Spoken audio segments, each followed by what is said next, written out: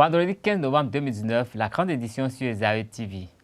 Rencontre de vérité entre la ministre de l'Enseignement supérieur et de la Recherche scientifique et les promoteurs d'établissements privés d'enseignement supérieur ce jour. Les détails dans un instant. Dans cette édition, nous allons faire un tour dans l'univers de ces femmes qui ramassent les ordures dans le marché d'Antokma. Le match de la deuxième journée des éliminatoires de la CAN Cameroun 2021 entre le Bénin et la Sierra Leone viendra mettre un terme à cette édition. Papa. Oui, ma fille. Tu sais, je t'ai dit qu'après mon bac, je veux devenir journaliste reporter d'images, non? Papa, tu penses m'inscrire où? Esaü. Esaü, papa.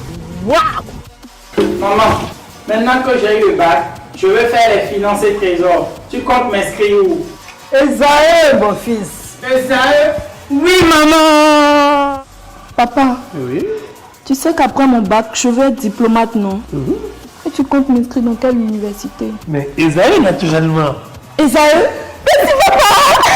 À Esaü, vous êtes bien formé dans les filières comme administration du travail et de la sécurité sociale, administration générale et territoriale, administration des impôts, gestion des marchés publics, planification et développement local, droit et sciences économiques et de gestion. Esaü, c'est aussi sa télé numérique Esaü TV et son journal L'Informateur. Esaü, c'est à Bedjromede, 3e rue après le carrefour 16 ampoules allant à Jericho. Numéro de téléphone 98 98 14 00 96 80 55 11 90 93 65 21. Esaü, l'excellence a un nom.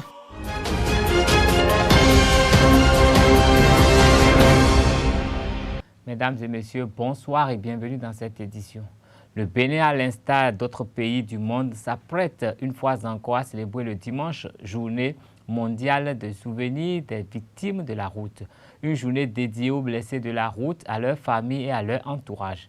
Le thème de cette journée africaine de la sécurité routière est « La vie n'est pas la pièce de rechange d'une voiture ». Je vous invite à suivre le message à la population béninoise du ministre Hervé Hekome à cet effet. Ce sont des propos recueillis par Abdelkader Achirou et Nadège Djiwa. Béninoises et Béninois, chers compatriotes, notre pays, le Bénin, à l'instar d'autres pays du monde, s'apprête une fois encore à commémorer le dimanche 17 novembre 2019 la journée mondiale du souvenir des victimes de la route. Cette commémoration, qui va au-delà d'une simple journée, est dédiée au souvenir de millions de tués et de blessés par suite d'accidents de la route, à leurs familles et entourages de par le monde. Elle vise par la même occasion à rendre hommage aux services d'urgence, aux professionnels de la police et de la santé qui, chaque jour, partagent les conséquences traumatiques de la mort et des blessures sur la route. Au Bénin tout particulièrement, les statistiques du Centre national de sécurité routière rendent compte d'un total de 5 715 cas d'accidents de la route, avec à la clé 677 décès officiellement répertoriés. Qu'il s'agisse des données recueillies par la structure nationale habilitée ou celles modélisées par l'Organisation mondiale de la santé, la réalité est que les accidents de la circulation au Bénin, comme dans la plupart des pays en développement, constituent un problème de santé publique avec un impact économique majeur pour la nation et les familles. C'est pourquoi l'amélioration des infrastructures et des conditions du transport constitue un axe majeur du programme d'action du gouvernement. Le thème de cette journée, également consacré depuis 2012 par l'Union africaine comme la journée africaine de la sécurité routière, est « La vie n'est pas la pièce de rechange d'une voiture ». Ce thème, basé sur le troisième pilier du plan mondial pour la décennie d'action pour la sécurité routière, vise à rappeler l'obligation de protection du droit sacré à la vie incombant à chaque usager de la route, les usagers motorisés notamment. Il est en accord avec le thème général de la troisième conférence ministérielle mondiale sur la sécurité routière prévue pour se tenir en février 2020 à Stockholm, en Suède. C'est pourquoi, d'ores et déjà, j'exhorte les usagers de la route, toutes catégories confondues, à davantage de courtoisie et de discipline en circulation, afin qu'au-delà des manifestations prévues dans le cadre de cette commémoration, le Bénin puisse effectuer une transition de fin d'année sans accident de la voie publique et tendre résolument vers un système de transport sûr. J'invite par ailleurs les organisations de la société civile et les différents acteurs de la chaîne de sécurité à prendre une part active aux différentes activités prévues dans le cadre de cet hommage qui sera rendu aux victimes d'accidents de la route et à leurs familles durant les 2 prochaines semaines. L'accident de la route n'est pas une fatalité, nous pouvons l'éviter. Je vous remercie. Le ministre de l'Enseignement supérieur de la Recherche scientifique, Eleonore Yaye Adekan, a rencontré dans la matinée de ce jour, vendredi 15 novembre 2019, les promoteurs des établissements privés d'enseignement supérieur au Bénin. Une rencontre d'échange et de partage en vue de juguler les différents maux qui minent le secteur. Je vous invite à suivre le professeur Dodi Amouzoui, directeur des établissements privés d'enseignement supérieur, qui a introduit la séance. Propos recueillis par Abdelkader Achirou. Avec beaucoup de modestie, vous dire toute ma reconnaissance, ainsi que la reconnaissance des miens. Quand je dis miens, je parle des promoteurs d'établissements privés d'enseignement supérieur. Et le mot est à prendre dans tout son sens. Parce que nous avons toujours vécu comme des partenaires et un bon partenaire. Il y a des hauts, il y a des bas. Ce jour, 15 novembre, est un jour mémorable pour nous. De mémoire de DPES, c'est la toute première fois qu'une telle rencontre a eu lieu à un tel niveau pour un tel objectif. Madame la ministre, vous êtes arrivé à un moment où l'équipage et tout l'appareillage traversaient des zones de turbulence. Vous avez su, avec votre cœur maternel, avec votre décision, avec votre leadership, maîtriser l'avion. Et nous avons traversé ces zones de turbulence. Nous avons retrouvé la quiétude du vol. Et déjà, nous entrevoyons l'atterrissage dans les meilleures conditions. Je voudrais très humblement dire toute ma reconnaissance pour ces pas, et ça n'étonne pas lorsqu'on connaît tout votre parcours et tout votre engagement. Le paysage des établissements privés d'enseignement supérieur, dont l'histoire remonte peu ou prou à 1996-1997, est partagé aujourd'hui entre une centaine d'établissements privés d'enseignement supérieur, avec différents statuts. Une trentaine d'établissements agréés, une vingtaine d'établissements autorisés à poursuivre leur ouverture, une demi-douzaine d'établissements nouvellement autorisés, une dizaine d'établissements autorisés à être créés pour évoluer vers l'ouverture, et une cinquantaine d'établissements privés d'enseignement supérieur qui, avec votre leadership, votre compréhension et votre accompagnement, bénéficient d'un délai supplémentaire d'1 année pour obtenir les différents statuts et poursuivre aux côtés de l'État la formation de la jeunesse. Le tout premier défi que nous avons aujourd'hui, Excellence, c'est le défi de nos tests, les tests qui nous régissent. Et vous avez déjà pris ce problème à bras le corps, vous avez donné les instructions à qui de droit, ce qui rencontrera les préoccupations des promoteurs. Vous avez insisté que ça se fasse de manière participative et inclusive. Nous avons également le défi d'effectifs dans nos rangs. Et nous avons toujours souhaité que le ministère revisite le partenariat qui a existé entre-temps entre les promoteurs d'établissements privés et lui, permettant d'orienter les bacheliers vers les établissements privés qui sont en règle vis-à-vis des tests de l'État. Nous aurions tellement souhaité que très rapidement, ce partenariat reprenne, cette convention reprenne pour nous permettre de mieux accompagner l'État dans sa mission régalienne. Nous avons le défi des impositions. On nous impose, on nous prend, on nous considère simplement comme des entreprises commerciales et le travail a commencé pour voir comment d'une seule voix nous puissions, dans le respect des tests qui régissent le secteur et notre pays, puisqu'on nous a toujours dit c'est du domaine de la loi.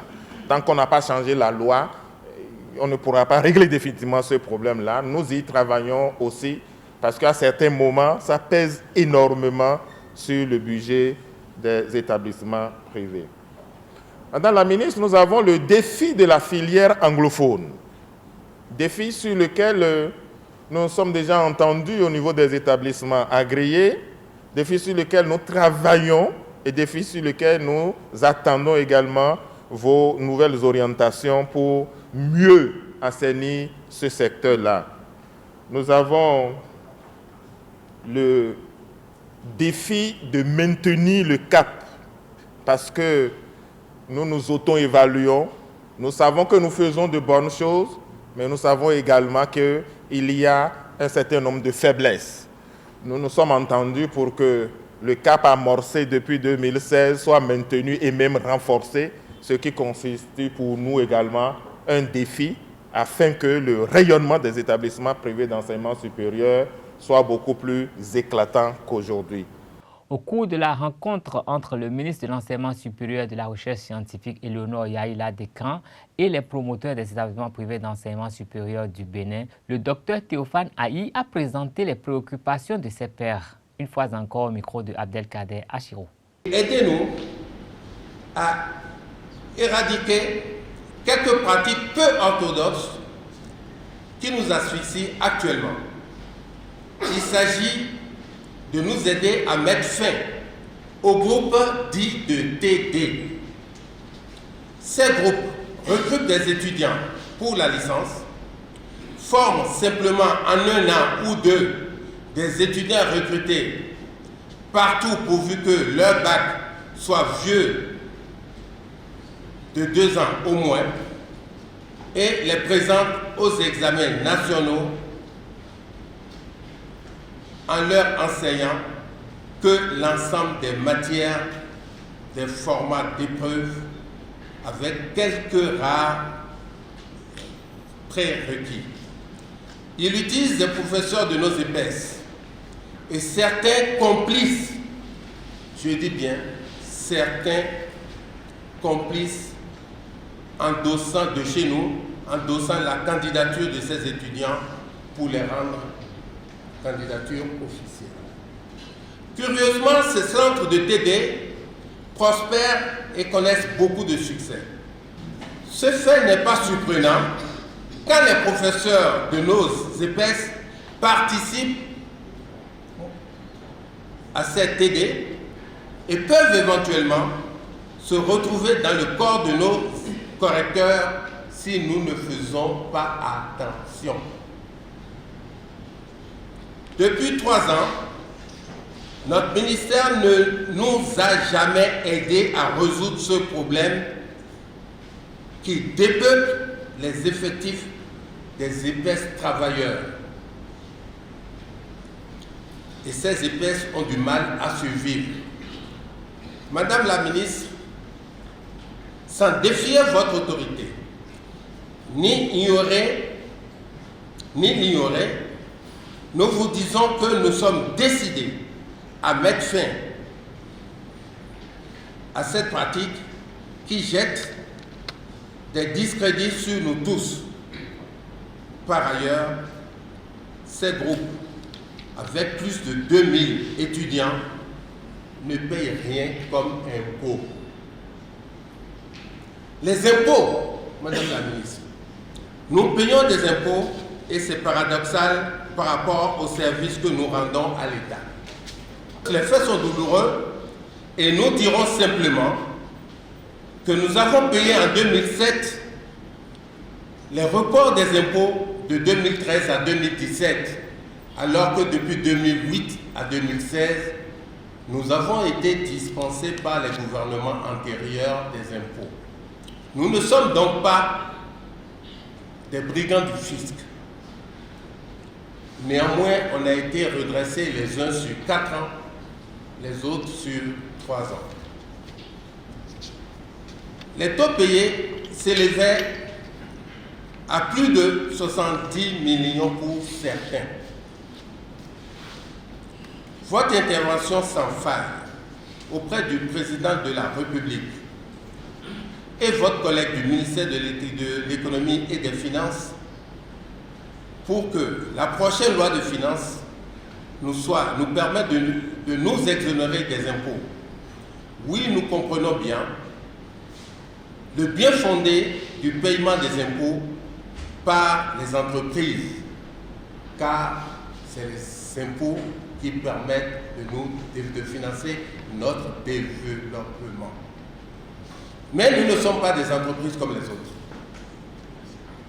Madame la ministre, veillez, œuvrez pour que nous ne payions désormais que les impôts du type prestations et impôts sur salaire du genre AIB et autres. Notre demande est bien justifiée à cause de l'aide que nous portons à l'État. Notre relation avec l'État nous met dans un partenariat public-privé. S'il vous plaît, orientez-nous les étudiants avec des bourses, des demi-bourses ou même des subventions. Nous avons même accepté, sous le ministre d'État Abiola, de réduire nos salaires, nos scolarités et de près de 250 000, mais nous n'avons jamais reçu d'orientation. Je vous invite à présent à suivre un extrait des propos du ministre de l'Enseignement supérieur de la Recherche scientifique, Eleonore Yaïla Descamps. Nous irons une autre fois à une assise. Il y aura aussi bien public et privé. Et là, ce serait véritablement parce que les uns et les autres auraient identifié les boulots d'étranglement, identifié des aspects sur lesquels il faut agir pour conduire efficacement le système éducatif de notre pays. Je voudrais donc, au nom du chef de l'État, saluer votre mobilisation, votre participation au renforcement des capacités, au renforcement du capital humain, qui est un levier important dans le programme d'action du gouvernement. Ce levier est important d'autant plus que les réformes, les programmes de développement, les tests sont élaborés, conduits par les hommes. C'est d'autant plus juste que les hommes passent et les hommes se renouvellent. Donc les uns passent et forment pour la relève et les autres viennent poursuivre la marche. Donc, ce besoin de renouvellement dans la cohérence est important et est une chose prioritaire aussi bien pour le gouvernement que pour tout un chacun de nous. l'importance des établissements privés d'enseignement supérieur ne se démontre plus. Alors, les EPES ne sont pas un département ou une question à part au niveau du ministère de l'enseignement supérieur ni au niveau du gouvernement tout entier. Public et privé partagent la même vision. Il n'y a pas une vision pour le public, une vision pour le privé. Seulement que les uns et les autres se complètent dans l'exercice de leurs fonctions. Et je voudrais très sincèrement saluer votre engagement aux côtés du gouvernement pour conduire de façon saine ces réformes. À entendre ce que j'ai entendu par ailleurs, je me dis, c'est vraiment une opportunité d'avoir donc lancé le chantier de réforme. Parce qu'il y a toujours quelque chose qu'il faut réguler, il faut canaliser quelque part. Vous avez parlé des cas de dérive, des cas d'anomalies constatées aussi bien dans le public que dans le privé. Et nous savons que, compte tenu d'un certain nombre de constats et de pratiques qui ne nous honorent pas tous, il est nécessaire qu'à un moment donné, un gouvernement qui se respecte puisse prendre le dessus et donner la ligne de conduite. Je crois que c'est ce qui est fait et c'est ce que nous soutenons. Et nous sommes d'accord que cela se fera toujours de façon consensuelle. Les EPES, les privés seront toujours impliqués. Je vous ai toujours dit ça. Les publics également. Pour voir la question donc de la qualité des formations que nous donnons. La question de l'environnement dans lequel nous déroulons cette formation. Les questions de qui, la compétence de ceux-là qui accompagnent nos apprenants. C'est des questions que nous partageons et qui ne sont pas spécifiques au Bénin. C'est une question d'ordre général et qui relève que de bon sens, de ce qu'on prenne les dispositions pour que nous-mêmes, ce ne soit pas que nous faisons du commerce, mais que ce soit que réellement nous accompagnons la nation. Et je sais qu'il y a beaucoup de tests et nous le faisons tous, nous le comprenons. Je suis d'accord, monsieur le représentant, que les tests, au bout d'un certain nombre d'années d'application, ne se retrouvent plus en phase avec les réalités, ce qui appelle nécessairement leur toilettage. Cela se fera et c'est inscrit comme priorité dans nos différentes réflexions. Les questions d'actualisation des tests sont des questions essentielles. C'est sans discussion, puisque ces tests ne nous accompagnent plus et ces tests sont dans leur ensemble parfois à côté réellement de nos réalités. Donc c'est bien que nous puissions nous asseoir, apprécier les enjeux de l'heure et faire en sorte que les tests puissent nous donner le cadrage nécessaire pour aller toujours dans la vision qui est prévue. De l'éducation, faisons un tour dans la municipalité de Cotonou, et plus précisément au marché d'Antokpa. La municipalité de Cotonou, la préfecture du littoral et la SOGEMA mettent en place plusieurs dispositifs pour l'assainissement du marché d'Antokpa. Les fruits ne tiennent pas encore les promesses des fleurs, raison pour laquelle, et tenant compte des ambitions de l'exécutif, plusieurs usagers du marché seront déplacés ou réorientés pour endiguer les maux qui minent la propriété dans ce cadre commercial. Suivez à ce sujet Hamzat Aguemon, le chef de quartier d'Antokpa. Il est au micro de nos reporters. Irrigé de facto du jour au lendemain, comme les propriétaires de certaines vont, et on essaie de mettre bon ordre dans tout ça, mais en les accompagnant, en identifiant d'autres endroits pour qu'ils puissent continuer les activités et qu'ils puissent aussi accompagner ces bonnes dames-là qui viennent d'un peu partout, des quatre coins de la ville de Cotonou ou du Bénin, pour venir effectuer leurs activités dans le quartier du Tantokpa. Donc, ce qui est véritablement notable, je vous assure, je ne fais pas des fleurs hein, à ce duo. Je n'en ai jamais fait. Mais quand c'est bon, il faut le dire. Et en l'espace de 2 mois, j'ai reçu plus de 11 visites. 11 visites du duo gagnant là. Et c'est là où je sais que les choses avancent, les choses s'améliorent, les choses changent, sont en train de changer.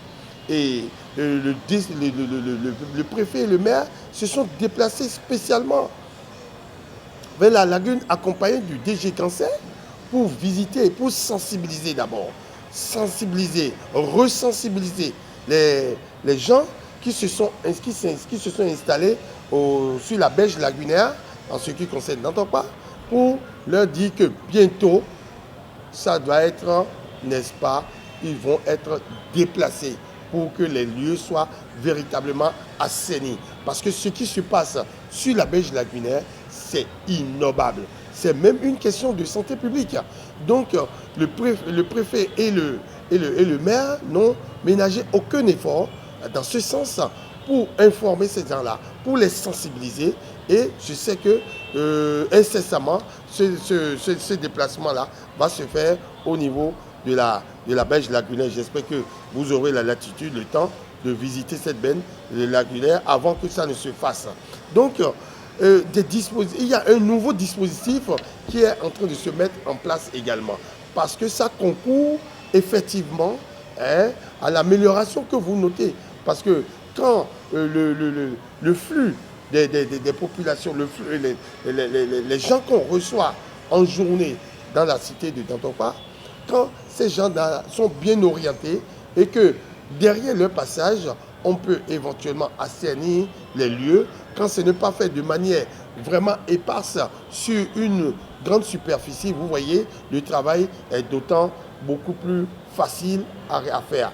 Donc c'est ça qui est en train de se réaliser aujourd'hui, qu'il faut noter, c'est-à-dire qu'un dispositif accompagné d'un travail rigoureux derrière, c'est-à-dire de collecte et de collecte des ordures, fait qu'aujourd'hui, vous notez véritablement une nette amélioration de l'insalubrité, en tout cas des solutions qui sont proposées pour endiguer l'insalubrité et assainir la cité de Dantopa. Plusieurs femmes venues des contrées reculées de notre pays s'organisent pour la salubrité au marché d'Dantopa. Sans domicile, elles passent les nuits dans des abris de fortune au sein du marché. Des lieux sujets à des chantages et diverses réquisitions. Elles font également face à des tracasseries en ce qui concerne les dépotoirs ou déposer les ordures ramassées. L'instant de reportage, elles ont partagé leur calvaire avec nos reporters. Suivez. Ils sont déjà venus ce matin. Qu'il y a une voie qui doit passer par ici. À chaque instant, ils menacent de nous déplacer. Quand nous les avons suppliés ce matin, ils nous ont dit de réparer la porte. Nous n'avons pas où dormir. Chaque jour, quand nous rentrons en sueur après le travail, ils nous menacent au point où nous nous précipitons pour faire nos valises. Ils ne nous ont pas trouvé un autre emplacement, mais ils nous demandent de vider les lieux. Ce qui concerne le travail, nous le faisons avec abnégation. Ils le savent eux-mêmes. Faites un tour dans le marché. Nous ne savons pas où déposer les ordures collectées. Ils nous obligent à ramasser les ordures que nous déversons.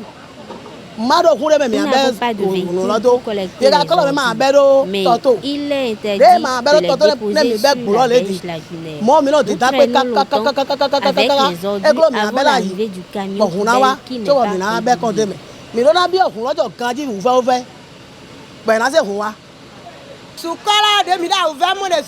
souffrons beaucoup dans la collecte des ordures. Dès que le bac est rempli, nous ne savons plus entreposer les ordures. En attendant le passage du camion poubelle, nous ne bénéficions d'aucune assistance sanitaire.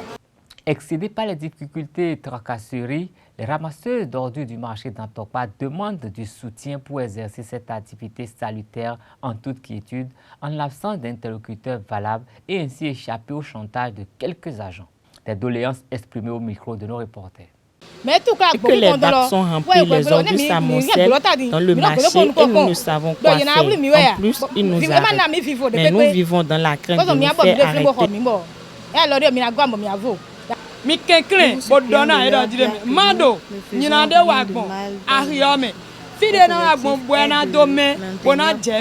Mais la souffrance prend de l'ampleur.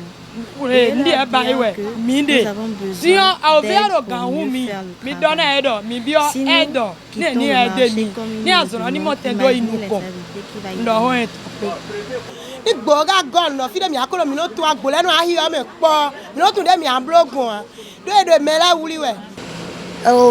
pour mieux faire le travail. Sinon, quittons le marché comme une imaginez l'instabilité qui va y venir.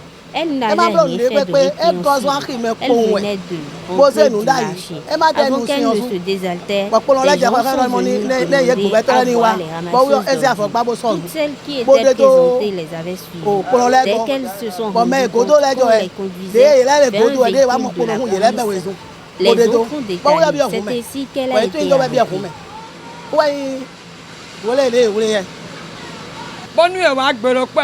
Sinon, quittons le marché comme il nous le demande, imaginez l'insalubrité qui va y venir. Nous ne voulons pas que le marché baigne dans l'insalubrité.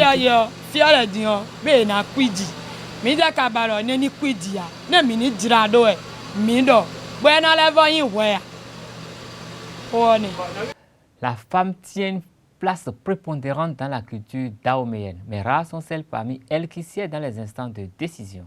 Iya Ilache Quirino fait exception à cette règle. Suivons ce reportage de Jacques Maouillon d'Almeida qui nous renseigne davantage. Iya Alatie Quirino est l'une de ces rares femmes prêtresses du Bénin. Héritée de son père, elle siège sur plus de 7 divinités dans les Égouts depuis plus de 23 ans où elle officie régulièrement des prières d'offrande. Mais comment parvient-elle à gérer tous ces esprits? Elle nous explique que ce n'est pas de sa force mais plutôt de la volonté des esprits à vouloir l'aider dans sa mission de gardienne de temple. Vous savez, c'est pas de ma force, j'ai hérité de ça. J'ai remplacé mon père. C'est mon père qui avait tout ça là. Et partout où on a passé, quand mon papa était décédé, on m'a déjà intronisé en tant que hiérarche de la famille Quirino. Après ça, il y a les divinités que le vieux a laissées. Partout on passe cette divinité aussi, on dit que c'est moi qui dois rester à leur place. C'est par là que je suis devenue maîtresse de tous les esprits qui sont laissés par mon père, y compris Yvonne Sakwata, dans Torosu, au cou. Vous savez, partout où vous passez, vous devez trouver des jumeaux. C'est une maison de jumeaux. Mes parents, ils ont fait des jumeaux en désordre. On a les trucs qui les a représentés ici. Il y a aussi l'esprit tronc qui est là. Ce n'est pas de ma volonté. Si j'arrive chez Tron, je lui passe sa langue. J'arrive chez Sabata, je lui passe sa langue. J'arrive chez Dan, je lui passe sa langue. J'arrive chez Tokos, je lui passe sa langue. Je vais chez les revenants, je leur parle leur langue. Je ne peux pas dire que c'est ma force. Si j'arrive là en même temps, eux-mêmes m'aident à faire tout ce que je peux. Pour ce qui concerne le Tofa, c'était son feu père Lamadou Sedo qui officiait les cérémonies. Même pour le Tokloklo, ensemble avec les autres grands dignitaires. Ce qui diffère un peu de la manière dont les choses se passent aujourd'hui. Car depuis la dernière cérémonie, officiée par Lamadou Sedo, plus personne n'a emboîté ses pas. Mon père avait initié ça.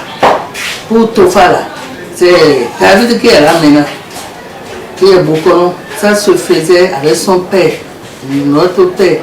Et il y a Dantopa, Dantopa, le moment de Dantopa là. Ce sont eux que nous avons hérité. Elle aussi, elle fait parmi les hommes, les Adomou. D'abord, on faisait de Ouida. Et on fait les cérémonies qu'on appelle Tokloklo. Et mon père avait fait ça ici dans Cotonou. Il a fait tout propre là. Et ils sont partis jeter le bœuf dans la mer. Ils ont fait ça.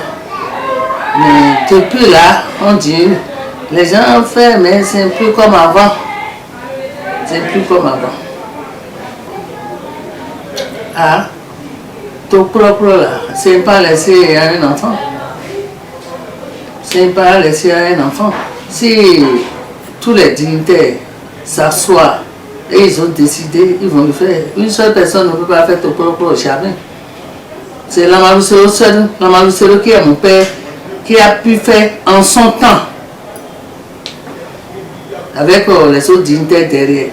C'est lui qui avait pris le devant, il avait fait.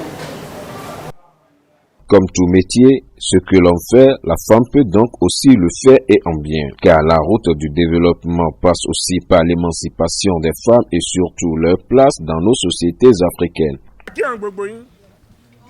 Des nouvelles des écureuils footballeurs pour mettre un terme à cette édition. Les écureuils du Bénin recevront ce dimanche 17 novembre 2019 les Lions Stars de la Sierra Leone au stade Charles de Gaulle de Porto Novo pour le compte de la deuxième journée des éliminatoires de la Coupe des Nations CAN Cameroun 2021. Après la défaite face au Nigeria, cette deuxième sortie s'annonce d'ores et déjà décisive pour la course à la qualification. Le coup d'envoi sera donné à 14h GMT.